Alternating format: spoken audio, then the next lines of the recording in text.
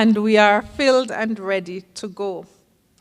Okay, so we're on the topic of sustainable development, and today we're going to focus on how the National Qualifications Framework of Jamaica is supporting the realization, the fulfillment of the Sustainable Development Goals, and we're going to be focusing on Goal 4. And we're going to look at the alignment, we're going to look at some of the gaps, what are some of our accomplishments, and what are our plans as well for the future. And we all know what Sustainable Development Goal 4 says. We've been hearing it since yesterday, right? Ensure inclusive and equitable quality education and promote lifelong learning opportunities for all.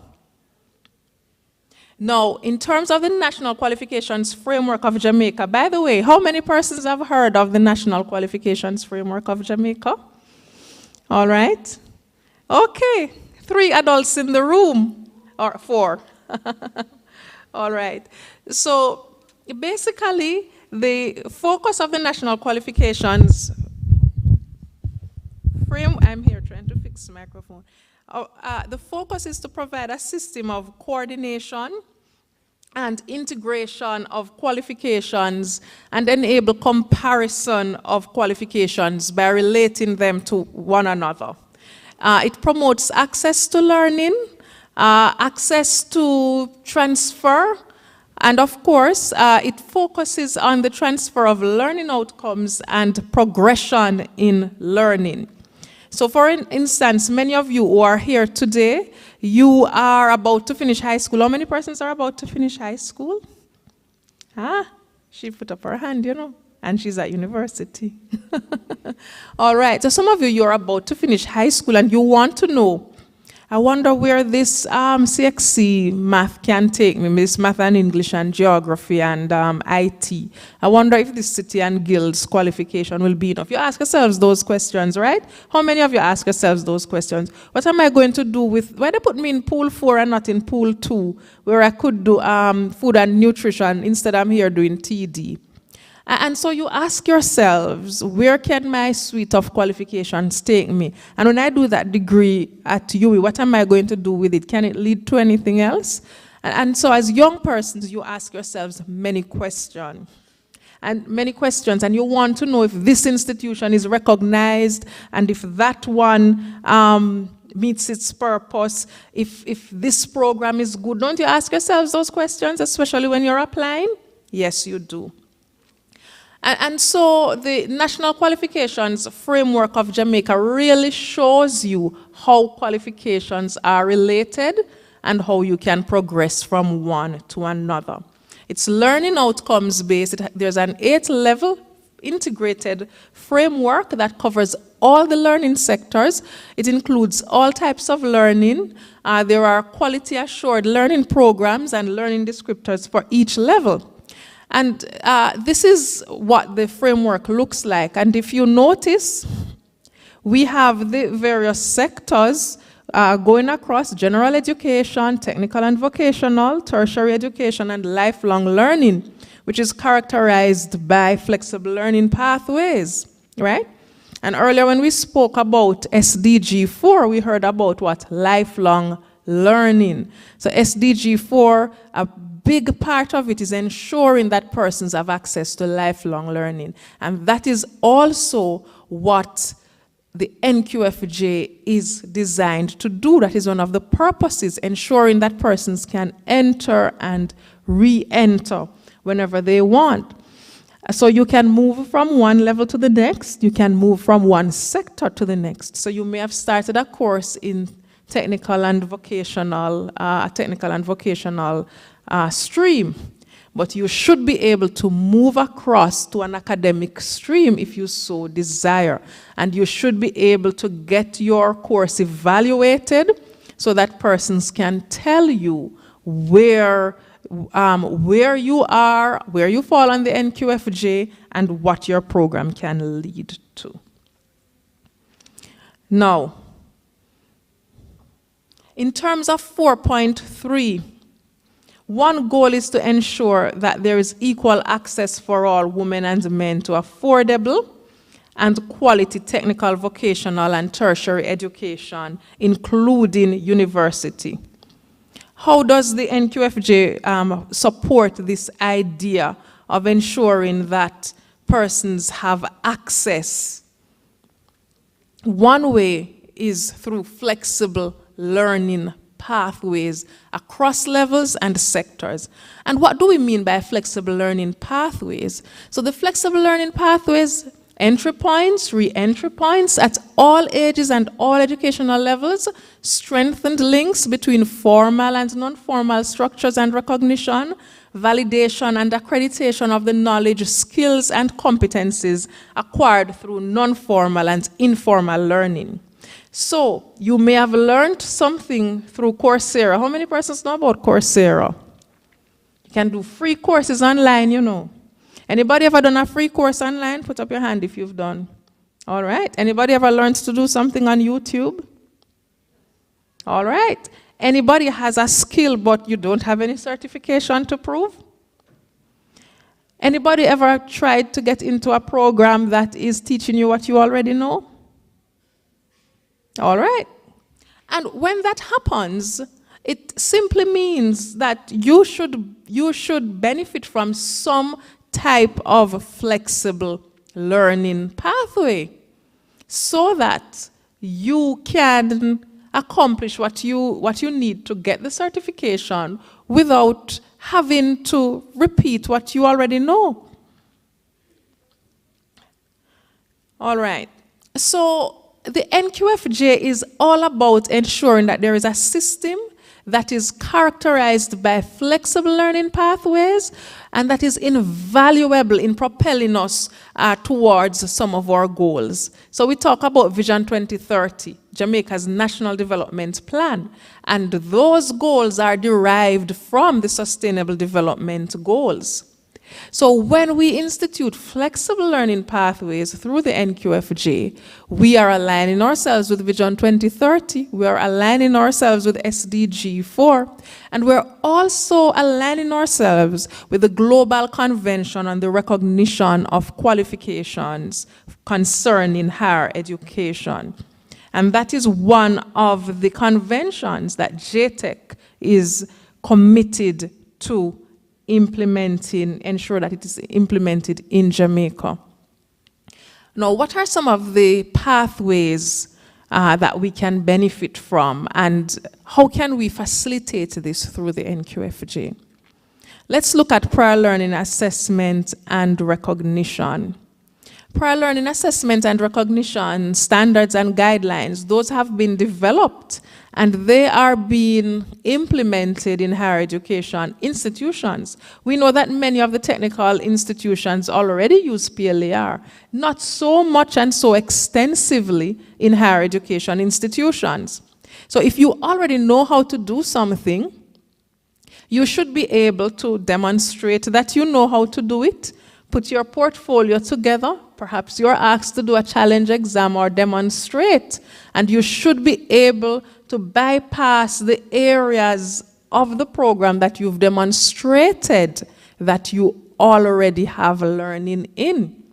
As a matter of fact, if you know all of the program, then what we want to see happening is for institutions to give you certification without you having, once you are able to adequately demonstrate that you already know it, then you should be able to get certification. And already we have programs like that. I think it was last year, if there's anyone from Trenchtown here, you can correct me. When you had some painters, we had a community certification fair in Trenchtown, and there were painters there who were able to get their certification because they adequately demonstrated that they were competent in all the areas that were required. All right? And if you have some gaps in learning, those gaps can be filled by micro-credentials, right?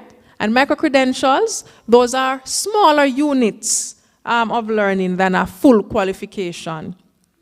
And so standards and guidelines for microcredentials, those have been developed so that if we need to evaluate microcredentials, those can be placed on the framework. And so that's an important part of it. We still have a case where most institutions are offering bachelor degrees, but some experts will tell you that what we really need are microcredentials, more microcredentials, so that you can show your specialized knowledge. So even while you're in high school, you can earn your microcredentials online that give you very specialized skills that are in demand. Specialized skills that can cause you to earn a lot of money. Gone are the days when everybody has to go through the same routine. You go to high school, then you go and do a first degree, and then you get a job. Persons have their stackable credentials that they earn, and they have their specialized skills, and they're able to do very well on them. How many of you have ever done a micro-credential that has earned you some money? Anybody in this room? Or you plan to do one? A short course, but it probably will prove to be more valuable than your first degree. All right. Nobody in this room. So I'm happy to have you then. All right. Another area that we can also look at is a credit accumulation and transfer scheme. Why is this important? Anybody ever started a course in one place and you tried to transfer your credit somewhere else and you had some problems? All right, I got a yes there. And so we have drafted guidelines to support credit accumulation and transfer. That is one way of entering. So for some courses, you may even start earning your credits from high school, right? You may not get full exemption or full certification through PLAR, but you may have earned some credits. So those are examples of ways we can be flexible. All right, let us look at SDG 4.4. It says by 2030, substantially increase the number of youth and adults who have relevant skills, including technical and vocational skills for employment, decent jobs, and entrepreneurship. So that's quite a tall order, right? Let's see. Now, the NQFJ, the National Qualifications Framework of Jamaica, has standards. Standards that we use to assess and place qualifications. And one speaks to qualification, need, and validity. Skills must be relevant. If skills are not relevant, if what you're learning in school is not relevant, when you're finished, you can't get a job. And so we cannot increase the number of persons who are qualified and employed if they're learning skills that are not relevant. And so, when qualifications are sent to J-TEC for placement in a registry, one of the things that we have to do is ask, do you have evidence of need? And what are we talking about? We're talking about, has the university, has the college that you're attending, this course that they're telling you to do, have they done actual and tangible labor market, learner, societal, or a legal needs analysis before they came up with it? Or did they just come up with a course because they want some money? Did they use credible data source in order to establish it? That is about relevance. Another way of establishing relevance is through stakeholder feedback. And we're talking about looking at things like training needs analysis, having meetings and focus groups to decide, is this, do we really need this? So for instance, your high school students, you're about to attend university. They can do a survey to find out what are some of the courses that you are interested in pursuing that may not yet exist, so that they can develop new courses. What are some of the demands out there in the labor market, right? And what are some of the new and emerging skills that are needed? And for every qualification that exists, there must be career and academic progression information. So you're about to start a program, you need to know, what does this lead to? What can I do with this? How can I progress with this qualification, right? Now, Sustainable Development Goal 4.5, talks about eliminating gender disparities in education and ensuring equal access to all levels of education and vocational training for the vulnerable, including persons with disabilities, indigenous peoples, and children in vulnerable situations.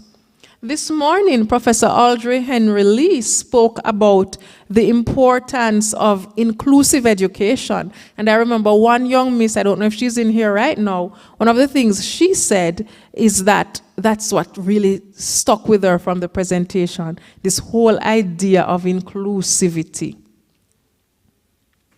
And so, inclusivity must be a part of your qualification content and design. When we're speaking about curriculum resources and learner support, we should support all types of learners, not just some, but all. It means that each institution must have arrangements that are appropriate and adequate for the students that they decide to accept. And not only that, but they should have some kind of policy on special needs. So each institution, for the qualifications that they develop, they must detail the arrangement used or provided by them to ensure suitable adjustments for learners with special needs. And we heard about the passage of the Disabilities Act in 2014. So it's a requirement, and we all learn differently. We all have different needs, and we want them to be accommodated, right? Am I right? I like to hear from the audience when I'm talking, you know. All right. Indicator 4.6 speaks about expanding the number of scholarships that are available in developing countries, right? Small island developing states, African countries, and so on. Ensuring that persons can access higher education in developed countries, right? I wonder how the NQFJ could possibly support this. It does, because the NQFJ supports internationalization through qualification portability. The learning outcomes and descriptors of the NQFJ are referenced against major qualification frameworks to support ease of qualification portability and student mobility. And what we're basically talking about is the movement of qualifications and the movement of students. So that if you complete a Jamaican-based qualification, and we say it's an NQFJ level 5, then that translates to another qualifications framework, and persons understand that this is valid and this is what that means, right? And so the NQFJ standards are aligned to international benchmarks to support its validity as well as its quality. And so those are some of the frameworks that we are benchmarked against: the transnational qualifications framework, the CARICOM qualifications framework, as well as regional and vocational qualifications. Now, in terms of actually operationalizing the NQFJ in Jamaica, implementing it, where are we? What are the gaps and what's the way forward? In terms of impact, we have a qualifications registry of Jamaica, and you can go online and access the qualifications registry of Jamaica. There are over 550 qualifications listed in the registry from across 10 institutions. We are still developing the registry. We are still populating it with qualifications. We've started a program of training PLAR advisors, and we have 30 PLAR advisors trained already. We're about to start a second cohort. We have also piloted a compliance instrument to see how well institutions are aligning themselves with our PLAR standards. And not only that, but we continuously review and develop our standards, and we have established standards for the flexible learning pathways that we spoke about earlier. And I gave you an example of a community certification fair. It's one of the things that we've piloted to basically educate communities about flexible learning pathways, facilitate them getting in touch with the institutions and learning about how they can access through those pathways. And we have impacted over 100 higher education institutions through our sensitization sessions that we continuously do. We have also drafted instruments related to qualifications recognition for refugees and displaced persons, because this is vital in terms of recognizing the vulnerable and ensuring that they can access qualifications. And from our annual survey, we've been able to see that in considering the way forward, these gaps must be taken into account. Institutions reported to us that just over 2,000 learners are pursuing micro-credentials. We wrote pursuing micro-credentials. We want that number to increase. Approximately 70% of our institutions utilize PLAR for credit exemptions and 80% for admissions. But one of the things that we definitely want to see is institutions using it as well for certification. And another report from our annual survey is that currently we are only at 33% in terms of enrollment, youth in education and training, only 33% of our youth. We definitely want that to increase because that has implications for access. And this is another vital piece of statistic, and we know it in our situation. We have more women accessing tertiary education, tertiary qualifications than males. And so we have to examine what we can do in order to attract more males. How can we ensure that our qualifications are geared for that? Not sure what happened there. It says no cable connected. Not sure what happened. All right. So I'll continue speaking. In terms of disabilities, we spoke about the fact that the NQFJ promotes access for persons with disabilities. For qualifications, we expect that the institution will say what accommodations they have for children or for learners with disabilities, right? Wouldn't be children at the higher education level.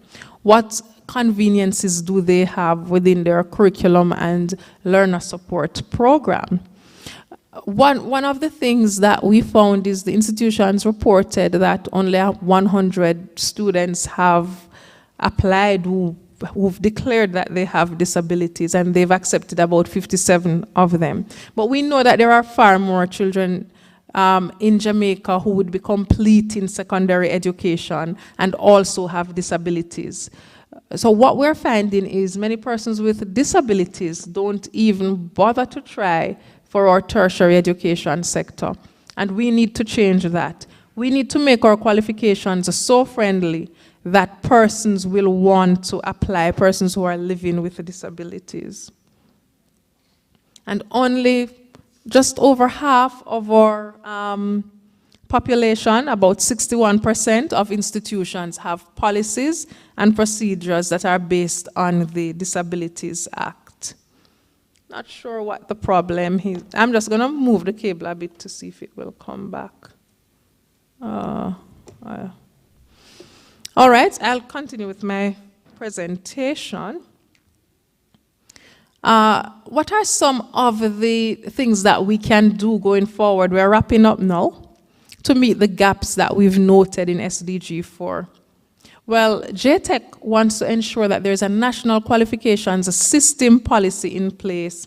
And this national qualifications system policy will help to clarify all of the details as it relates to governance, as it relates to scope for our qualification system, and to also consider initiatives such as the Academic Credit Bank.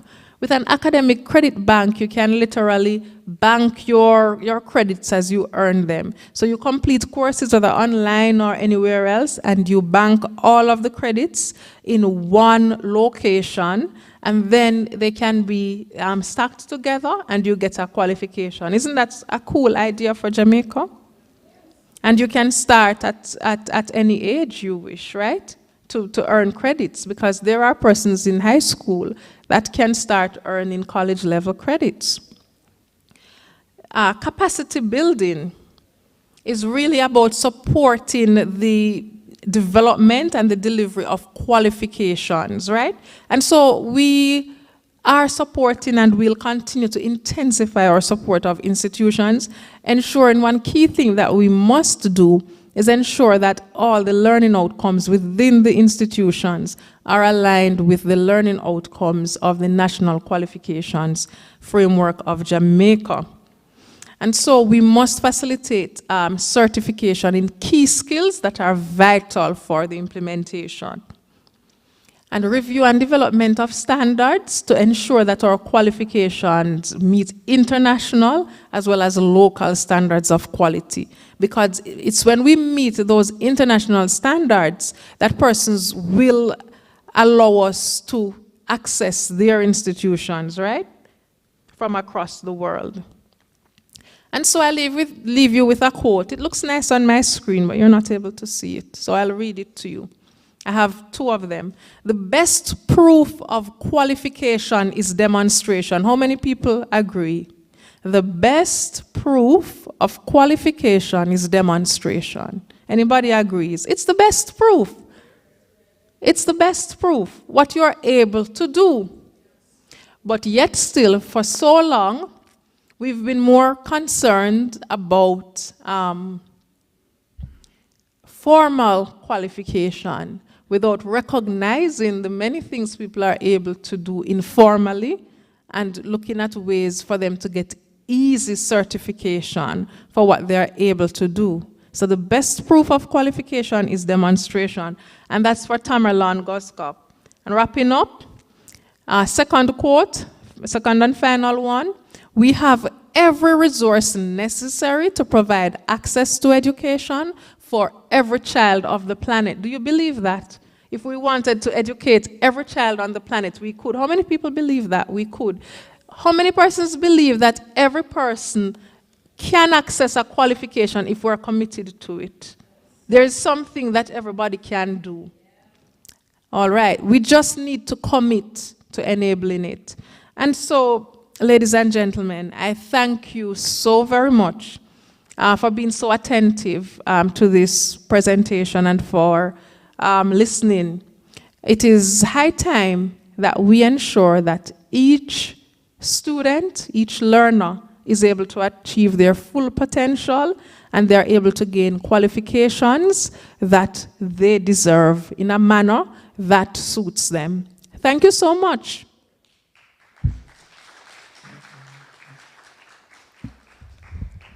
Thank you so much, Mrs. Norda Seymour Hall. I'm pleased to hear the mention of micro-credentials.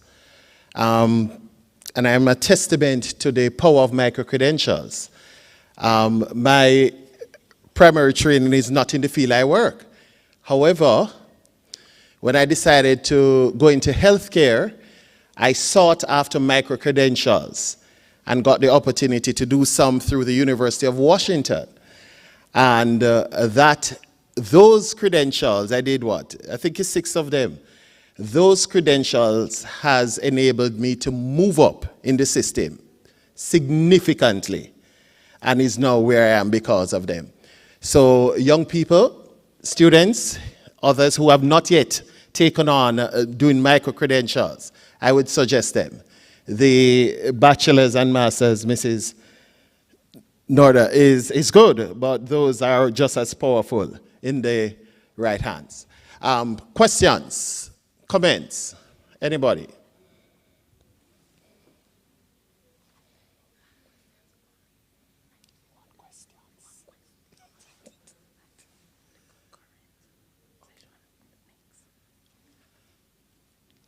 No question, no comment? Yes.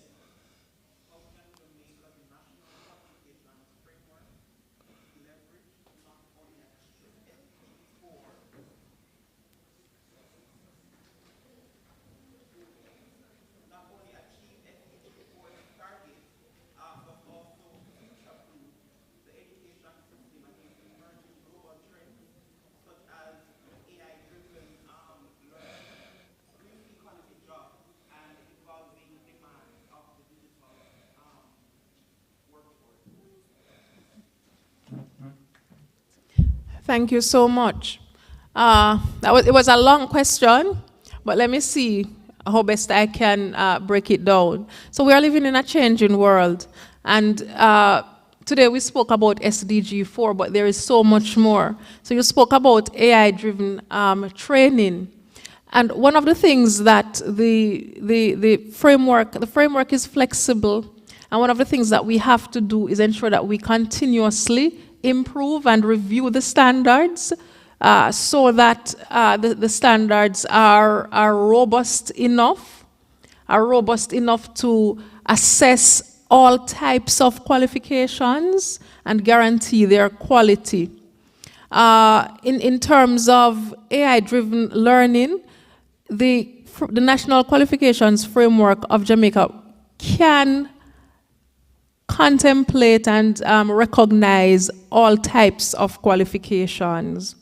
But there are standards that we'll need to include as we evolve. And another thing that we have to consider too are learning outcomes as it relates to life skills. We must incorporate with it, and it's something that we're looking at. It's under review. Things like digital life skills, which is going to be an important future consideration. So we have to evolve, and we have to continue developing. And you mentioned as well the green economy. You mentioned, what was the other thing that you mentioned? There were three things. Digital workforce. And so in terms of those areas, one of the first things that we ensured when we were developing standards for micro-credentials, we developed standards as well for digital badges. We also ensured that the standards, once you are able to demonstrate adequately that you are meeting the learning outcomes, it doesn't matter what type of qualification it is. And I think that is the focus so far. It's simply a matter of ensuring that where we need to strengthen some areas or develop some areas that speak about or specific unfolding economies, that those are addressed. But certainly, those are important considerations for us to look at and to strengthen where they already exist. I don't know if there's anything else.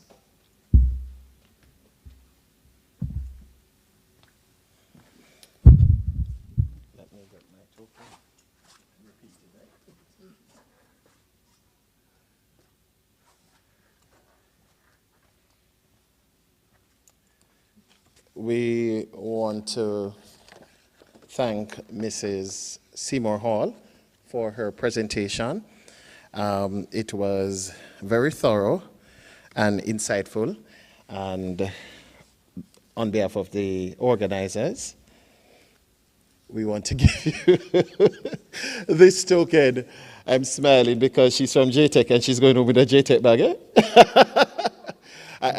They should change it, right? You need a Trenchtown one. I'm going to speak to those, the powers that be, Mrs. Seymour Hall, to ensure that you do, in fact, benefit from a Trenchtown bag. All right. Thank you so much. So on your programs, you may see that the next session is the plenary with Mr. Karif Clark.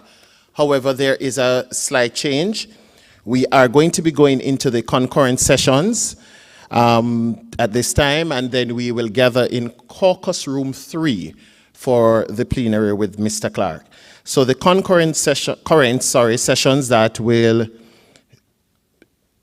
go at this time are climate smart agriculture approaches through applied research with Mr. Desmond Campbell, Dean of the Faculty of Science and Technology, and that's in conference room 2. Then you have an examination of nano-learning trends in educational leadership for social transformation, that's caucus room 1, and facilitating STEAM literacy integration in a TVET institution in Jamaica, the impact of professional development towards data-driven, inclusive instruction, and that is caucus room 3. So I'll go again. Climate smart agriculture through approaches through applied research, conference room 2, so that's right here. Then you have an examination of nano-learning trends in education and leadership for social transformation in caucus room 1, and facilitating literacy integration in a TVET institution in Jamaica, that is caucus room 3. All right, and then we will gather in caucus room 3 for the plenary.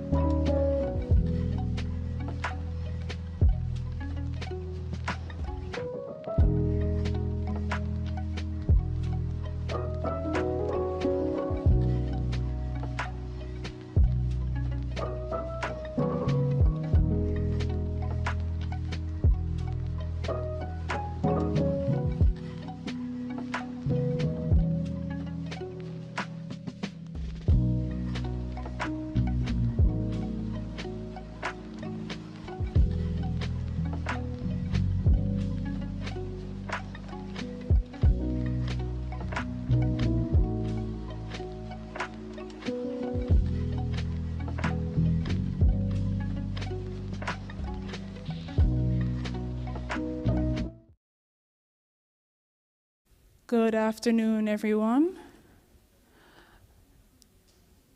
All right, so at this time, I'd like to present Mr. Desmond Campbell and Dr. Khadija Williams, who will be taking us through sustainable development through applied research, the case of climate-smart agriculture at Monique College. Mr. Desmond Campbell currently serves as the Dean of the Faculty of Science and Technology and Director of Projects at Monique College, Jamaica. He's a stickler for sustainable development, competency-based education and training, experiential learning, cross-cultural engagement, and food security with local and international focus. Some Canadian engagement saw him as panelist in Colleges and Institutes in Canada Net Zero Conference 2024, covering climate-smart agricultural strands on greening, net zero concepts, and short courses to address industry gaps. He repeated the latter at the recently concluded World Federation of Colleges and Polytechnics Congress 2024 held in Mobay, Jamaica. He's a lifelong learner and engaged in areas of international environmental law, climate-smart initiatives, and a recent participant in JICA's promotion of food value chain in community-based agribusinesses, among many other engagements. He is married and a father of 3.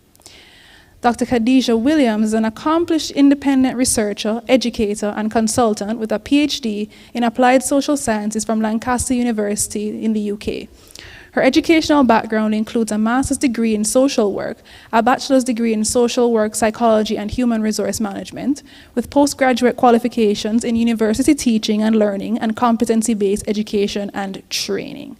Her published work includes social agriculture and rural youth in COVID-19, Caribbean migration, residential childcare, social work ethics and values, innovative community practice, women in agriculture, gender-based violence, and COVID-19 vaccine acceptance and uptake in the Caribbean.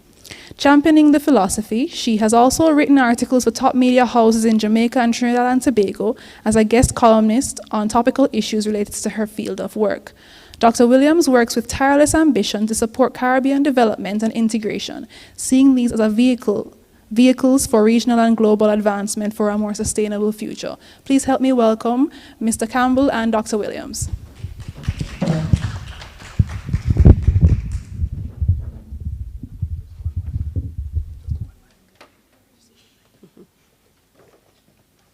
And good afternoon to all in the audience, and thank you for staying back so that you could be part of this presentation. And I'm really happy to be here to share some information, vital information on climate-smart agriculture, CSA, and what we're doing at the Monique College in St. Anne. So just before, I'd like to share some facts that most of us, let's just see by gauging, raise of hand, how many of you are in the field of agriculture? Just to get an audience poll. Nobody? How many people are just interested? It's actually a good retirement plan too. Yes. And not even retirement, it's a good parallel career plan, you know. So agriculture, though, is we are at risk with all that is happening with the climate changes and so on. So it's extremely reliant on climatic conditions worldwide, and that makes us very vulnerable. Another fact is that agriculture sector is particularly susceptible to economic and physical impacts from the climate variability and change. We want to underscore the importance of innovation in sustainable livelihoods and food security, and I'll add also food sovereignty and food safety. Climate-smart agriculture practices encompasses a range of areas like crop rotation, row planting, intercropping, mulching, and many more that Mr. Campbell would be exploring this afternoon. And notable for us is that the adoption of CSA practices by farmers is very important in helping them to improve crop yields and improve their income levels, optimize their resource utilization, efficiency, reduce gashouse emissions, and increase resilience. So those are some facts. And just to look at what well, more so how the small island development states such as Jamaica, how we're being impacted by extreme weather events, and we can all relate to that, the drought and water scarcity, sea level rising, loss of land, soil salinity, pest and disease outbreaks, changes in crop suitability, and food insecurity. And we're all too familiar with that, seeing, reading the news, just observing what is happening each day. You go to the supermarket, you see the price of tomatoes and carrots rising, yeah? We could relate to that. How much are a pound of potatoes now, Mr. Campbell? $400. Yeah, so those are vital things we need to take note of. And also look at what is happening with the food import bill for Jamaica.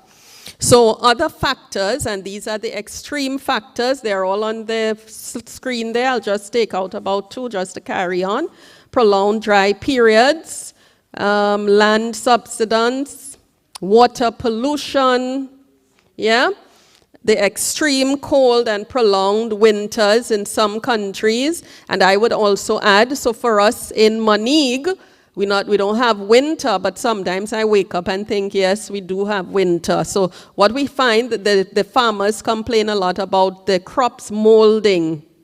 They're molding. So we had a period of long rainfall and a lot of dampness, coldness. So tomatoes didn't do too well, cucumbers didn't do too well, so that's also why in Kingston you may not have gotten all the good stuff in the supermarkets, the molding. So we're seeing it.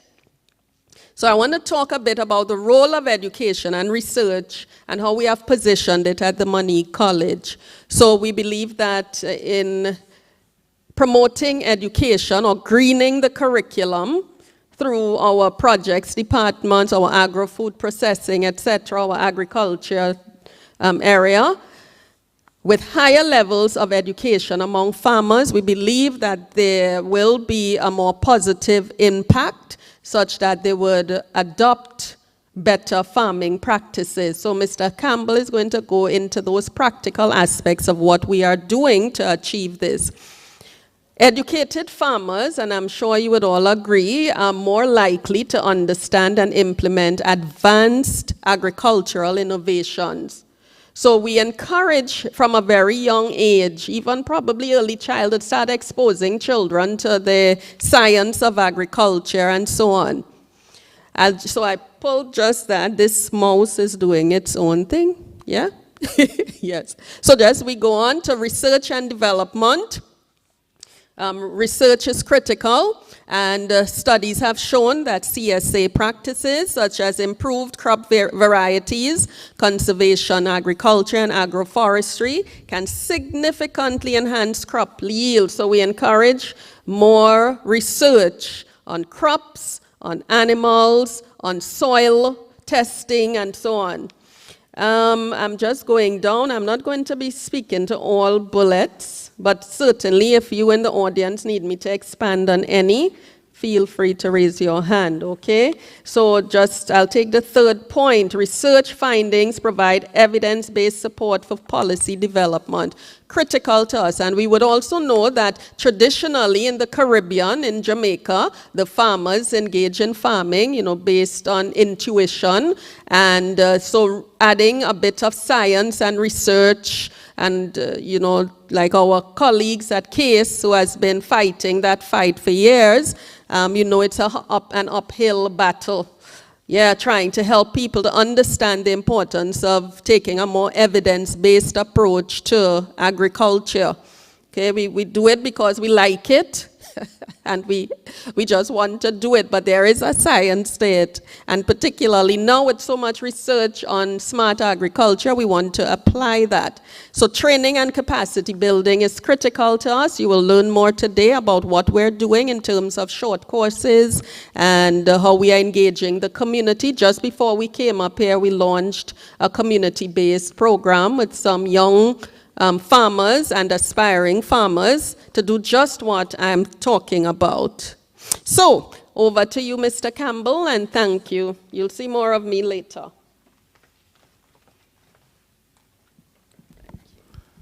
Thank you, Dr. Williams. And we go into aspects of agriculture. For example, we talk about smart agriculture, and persons are wondering, what is it that it means? We just look on some of the terminology that you'll see in the media.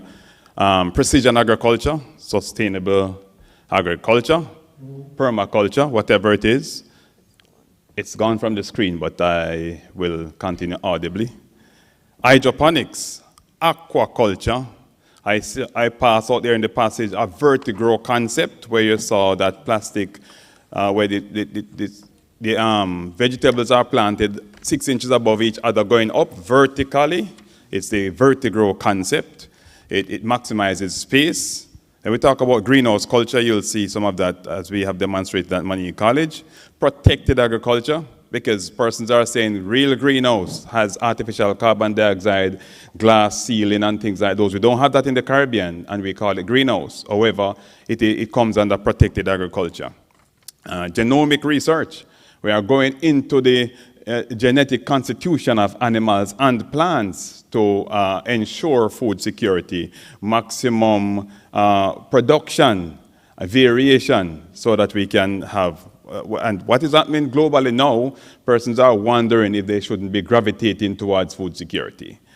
You can have world leaders who, with the stroke of a pen, can cause ships to stop traversing certain areas, and what will you do? We have to think seriously about our food security.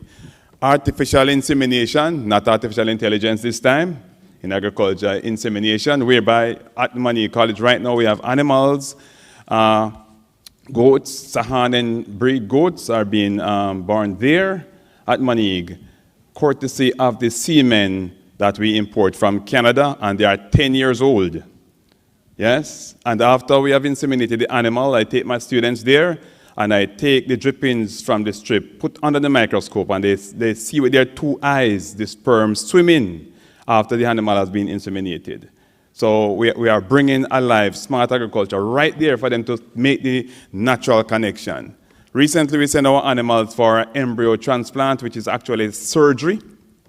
So they have actually get the sperm and the egg together. They flush the animals, get the egg together with the sperm in a test tube, allow it to develop into like 8 cells, a ball of cells, and they cut open the animal and place that embryo in the animal for it to develop.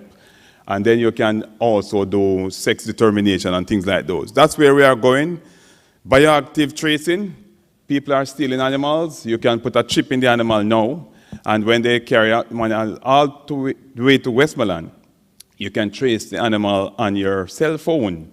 And you can know which abattoir they are killing your animals in, or whatever it may be. We need those security measures in agriculture. And it's also, you wonder, what is it talking about climate smart? How is it connected to that? Well, you will see as we go along. And we are talking about regenerative agriculture too. Now, the education climate must change with climate change. Sounds like something that you should remember. Yes, the education climate must change with climate change. The conditions around us are changing. We cannot go about doing things the same way, otherwise we will not have the results that we so desire. So, how do we plan to change it with education?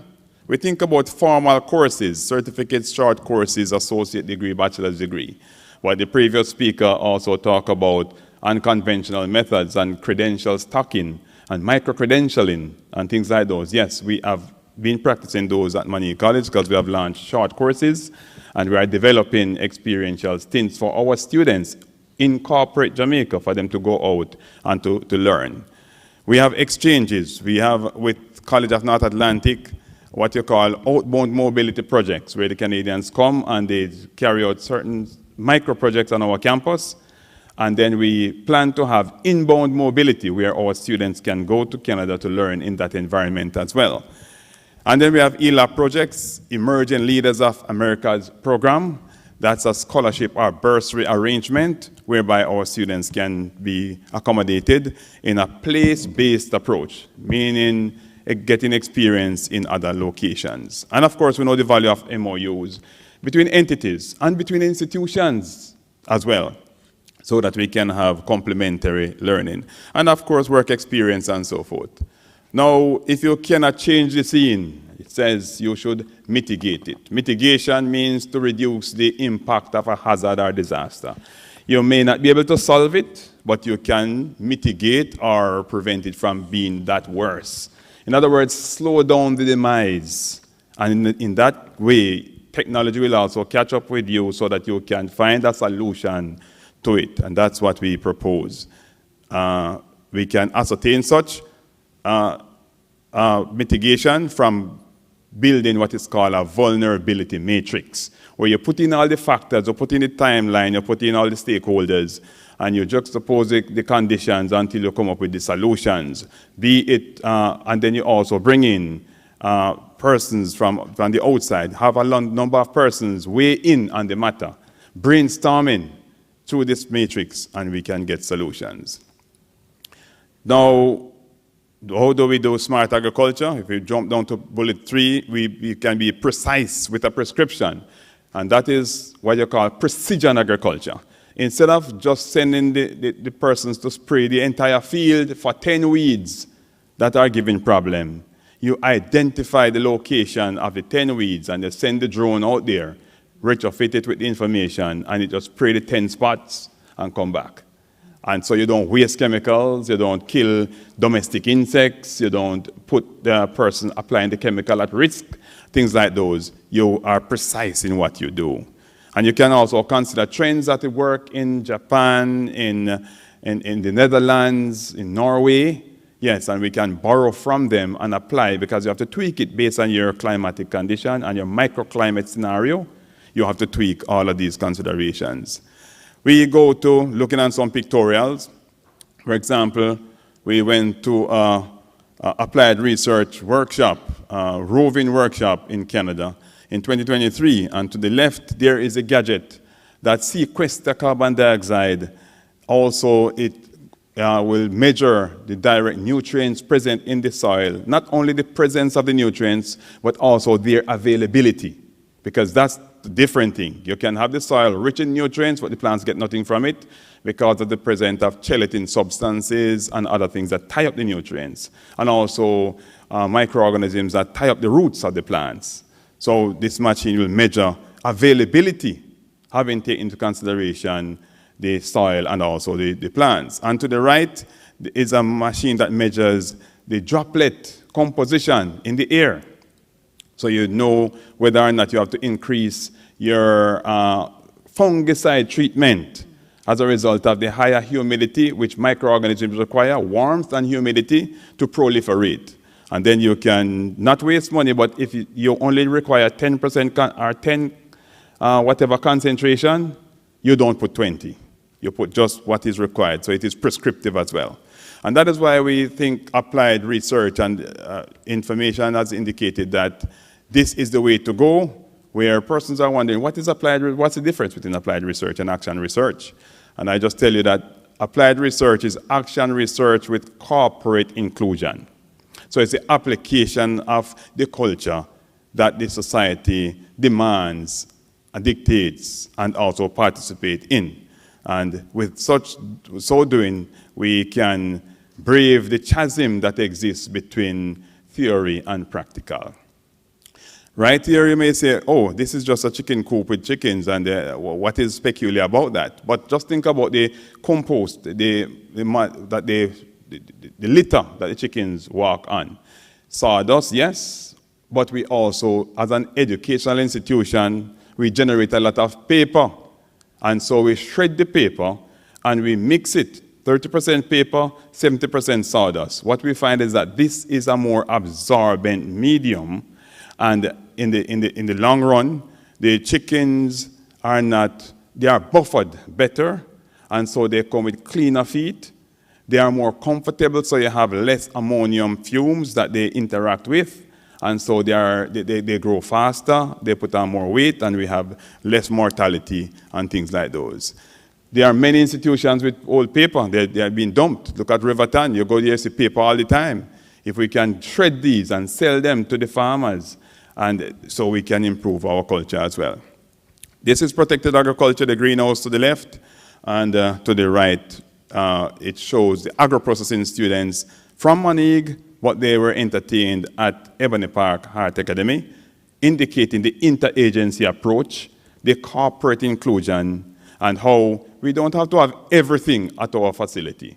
If we're only going to use one facility twice per year for 2 assignments, why do you invest millions into it when we can have an MOU and have our students shipped down to Ebony Park, get the experience and come back? Likewise, persons from Ebony Park can benefit from our facility. We have here to the left is actually a manure house. To the left of, well, the house has 2 compartments. To the right, we have goat manure, the pellets, with worms. It's vermicompost. In 3 months, it becomes dust. The worms will break it right down. And to the left, we have the chicken manure. We allow bacteria, microbial decomposition. And we aerate and irrigate it. But it is covered so that we manage the amount of moisture that it has. When we took both samples to the Rural Physical Division, Ministry of Agriculture, and also SRC to do a nutrient analysis, it comes out about even with the amount of phosphorus, nitrogen, and all that is present there. And after 3 months, both facilities will yield manure that can be sold for $1,000 a bag. So when you look, we get sawdust for $250, and we have shredded paper in the place, and they put 9 bags of sawdust and the shredded paper in the facility. We put 200 chickens on that. We feed them 40 bags of feed, and they grow, put on weight, average 4 pounds, maybe 800 pounds of chicken or 700 pounds of chicken. Just do the math. And then with the manure now, we put in 9 bags of litter, and we take out 13 bags of litter. So they put 5 bags of feces to that mix. And that is churned up on a daily basis. We can sell these now for $1,000 per bag. Do the math. There is no waste in agriculture. On the right, you may not recognize this, but this is the base of an Indian-style version biodigester, biogas facility. And we still maintain this to show persons what can happen when you can use the dung and feces of animals under anaerobic condition. It can generate methane gas, which can substitute to a large extent some of the LPG that you have to buy to cook in the cafeteria. So we have that project yet to be developed. We will be moving forward to it. But of course, climate smart agriculture, we cannot talk about this without talking about energy diversification. And what you're looking on right here in this picture to the left is an assembly for the solar arrangement that we have. And on the wall, though you may see 2 charge controller, which is the black things, and then the big white one is the inverter. But we have, that's the analog system, what we have changed over since we have this implemented to the digital system. So what we have now is a smart inverter, so we don't need the 2 charge controllers, and we have since taken them down. So that now the facility can work with a lithium battery, which has a 30-year warranty, and we have gotten rid of our lead acid assembly. Now this facility produces 2-phase 220 current, which we use to run our cool room. But in case it's an institution, we also want to demonstrate energy diversification. So to the right of the picture on the right, you'll see the condenser unit on the outside. The one to the left is the inverter for the solar system. The one to the right, the blue, is the condenser for the regular system running on a 3-phase 220 JPS current. And as persons will understand, 3-phase current is very powerful, very dangerous. You don't play around it, but your bill comes smaller. I asked the physicists how it happened, but and we're looking about how we can save money as well. And that's a look at the facility, the goat area, and to the back of it, we have the cool room, but here we have panels, courtesy of Environmental Foundation of Jamaica, courtesy of SAGE, Skills to Access the Green Economy, the project out of Canada, courtesy of Jamaica Bauxite Institute. So what we have done is we have allowed corporate world to buy into our program, and so we have that level of interagency approach. This was taken from the January 19, 2025 Gleaner, just recently, where the JAS president and the Minister of Agriculture, Green and also Fulton, have a discussion about cold storage facilities to be across the island to help farmers that in the case of glut, we can put things up for periods of scarcity. And that is what is common throughout Japan in their food value chain assembly. And that is why, even though they have less arable land, they have a greater percentage of food security than us. We are a smaller land and we have a lot of arable land around, but yet, and we have the best tasting fruit in the world, the best tasting fruit, being 18 degrees north of the equator and 77 degrees west of the meridian of Greenwich. Is a unique location, modified by the sea wind right across the island. Our fruits are special, and what we find out is that in the season, there's a glut, and after that, we have nothing. There are many things we can do in terms of getting the food value chain to the extent where we will have food secure throughout the year.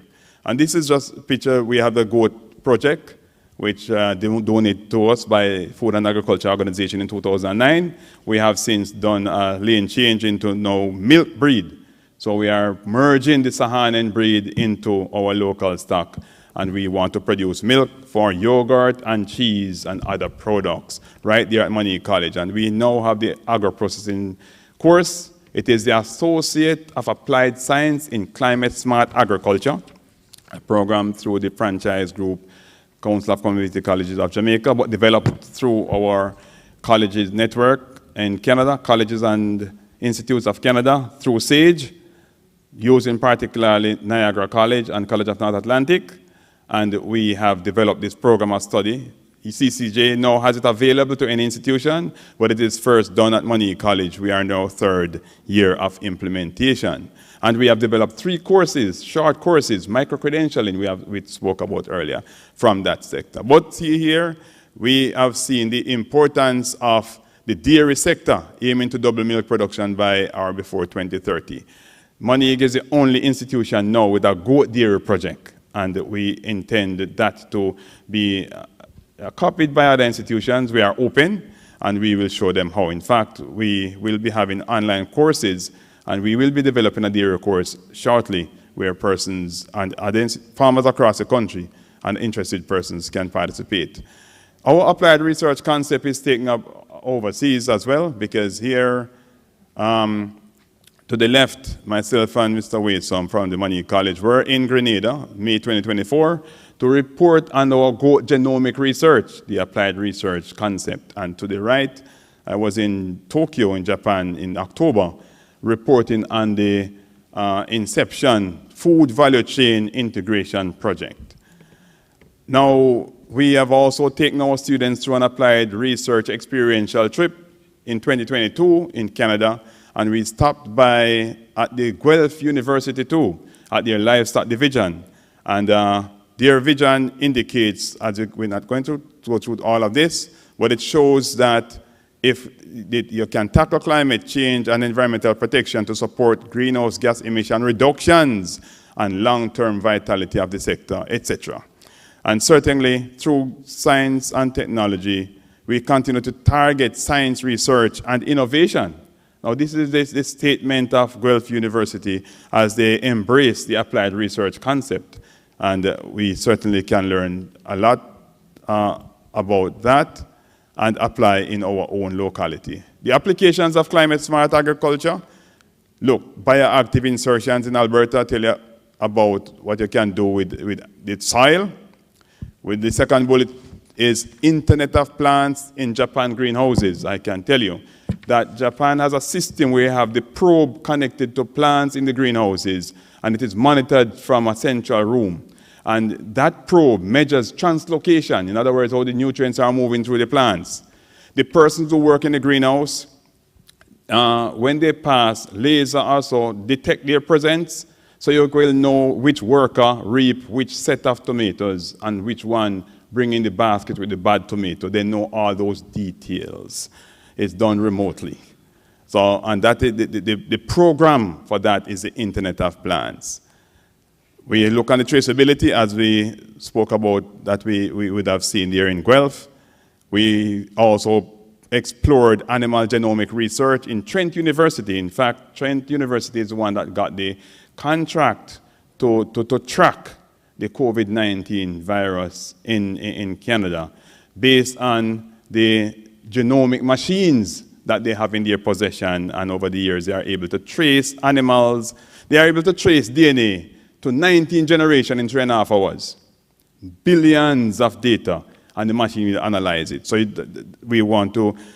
we don't have machines like that. So we plan to get our DNA samples from our animals, and we will send it to their lab so that we can say which animal is worthy to be kept in the herd and which one is best to be culled. So we don't have to buy these machines down here, but we can sign the MOU and we can get the services of those institutions. And of course, the food value chain, if we look on the last one, there are courses offered at like Kochi University in Shikoku, Japan.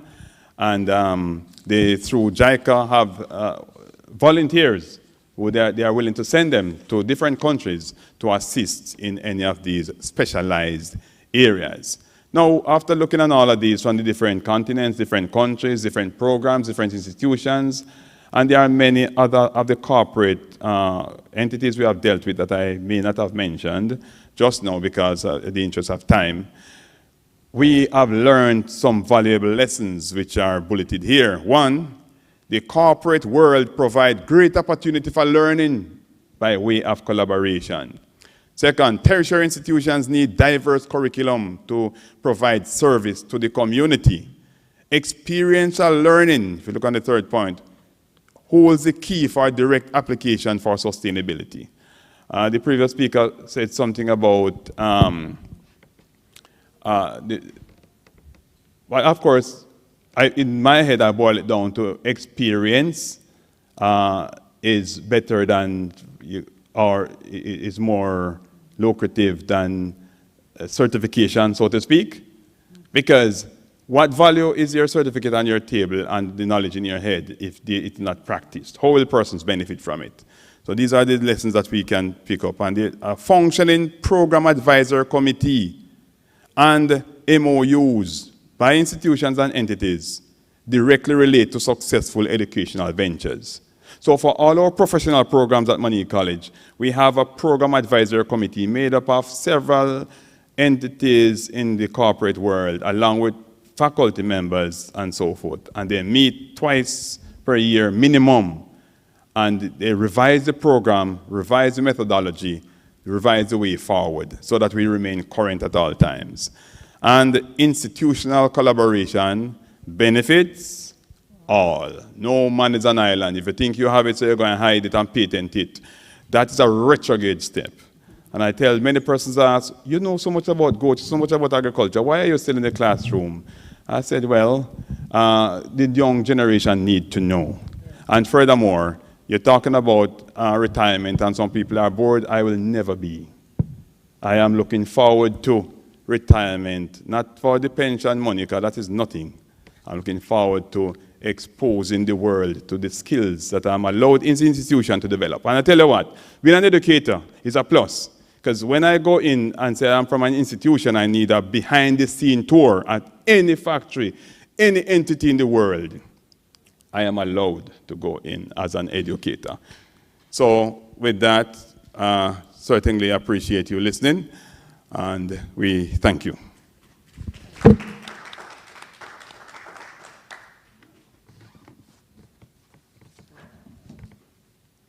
All right, everybody, another hand for Dr. Williams and Mr. Campbell, please, for that insightful presentation. Now, are there any questions from the room for, yes, let me just ferry this mic down. All right, go ahead.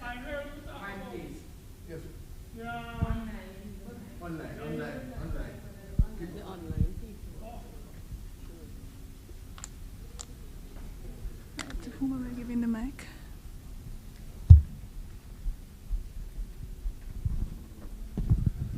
I'm not sure, I don't remember the name, but I heard you talk about the type of farming. I think you said it's vertical, where one thing is planted 6 inches above the other. Vertigrow concept. Yeah. So is that something that is done commercially or just for like domestic use? Like, I take my 2 eyes and see it in St. Elizabeth, where there's a greenhouse the size of a 40-foot container, and they have 8 stacks of tire going up, held by bearings underneath the bottom and some long arms, and they put them in sequence.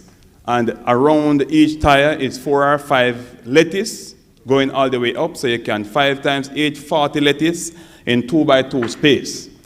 And they have the arm to turn it to the sun so that they get the sunlight evenly throughout the day. The water is taken to the top one, and as it goes down, it trickles to the other tires going down, and then the pump sends it back to the top. I've seen that with my 2 eyes.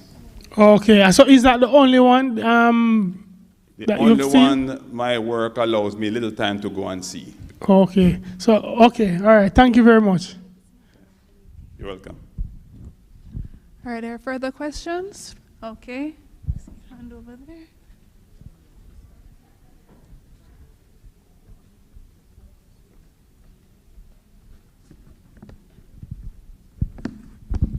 Thank you.